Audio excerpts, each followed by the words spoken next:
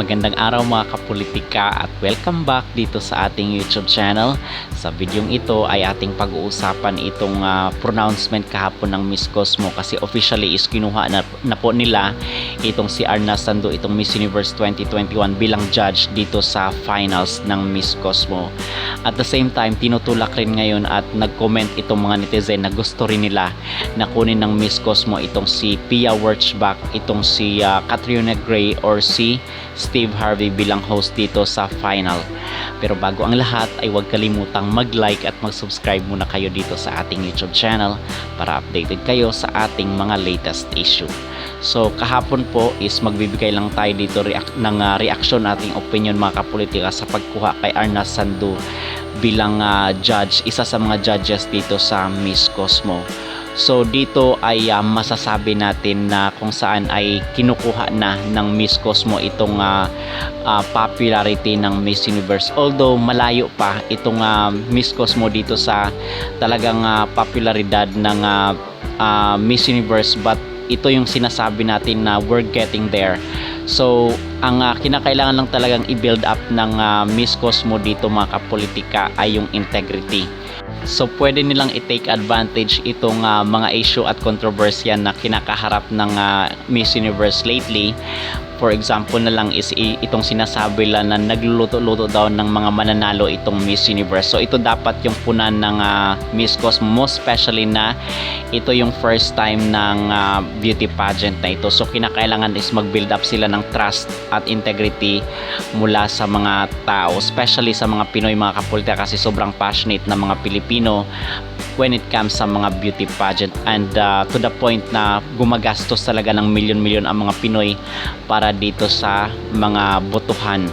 Okay, so on the other hand, gusto ngayon ng mga Pilipino rin at ng mga Vietnamese netizen itong si Catriona Gray kasi napamahal pala itong si Catriona dito sa Vietnam kasi one time is nag-host sila doon at talagang nagustuhan ng mga Vietnamese itong si Catriona Gray. Sikat siya doon, in other words. So mga kapolitika, magbibigay rin tayo ng opinion dito sa pagtutulak kay Steve Harvey bilang final host.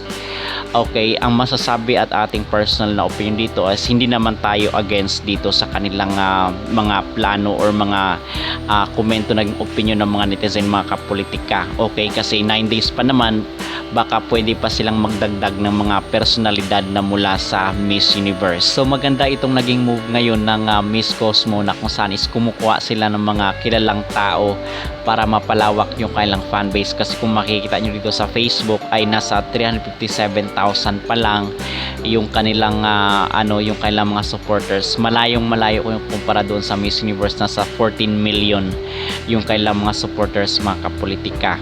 Okay, so other than that is atin yung pag-uusapan pala itong si Atisa Manalo kasi base doon sa mga comment section ay talagang top 1, number 1 choice itong si Atisa dito ng mga Vietnamese.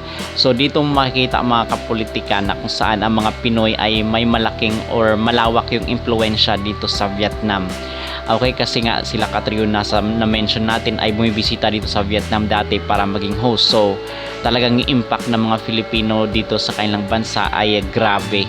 Kasi nga sa Miss Universe is laging pasok itong Philippines. So yung kanila naman is hindi naman laging ganun ang ganap ng kanilang mga kandidata dito sa Miss Universe. So tayo ay umaani tayo ng popularity dito sa Vietnam.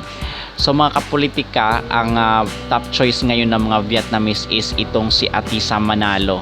Okay, base doon sa mga sa mga comment section ng mga netizen ay paborito nila at talagang number 1 choice kung ikukumpara mo doon sa ibang bansa. So ito ay ilan lamang sa mga screenshot at mga komento ng mga Vietnamese netizen na top choice nila itong si Atisa Manalo. So tayo po ay nagpapasalamat dito sa suporta ng mga Vietnamese dito sa ating kandidata mga kapolitika. So far yun ang ating update ngayon dito sa nagganap na Miss Cosmo sa Vietnam. So ano ang yung masasabi dito sa bagong update ngayon na kung saan ay kinuha ng Miss Cosmo itong si Arna Sando, itong Miss Universe 2021 bilang judge, at ano ang yung masayang payag ba kayo mga kapolitika na kunin itong si Catriona Gray at Steve Harvey bilang final host dito sa kanilang beauty pageant. Mag-comment down below at huwag kalimutang mag-like at mag-subscribe na rin kayo dito sa ating YouTube channel para updated kayo sa ating mga latest issue.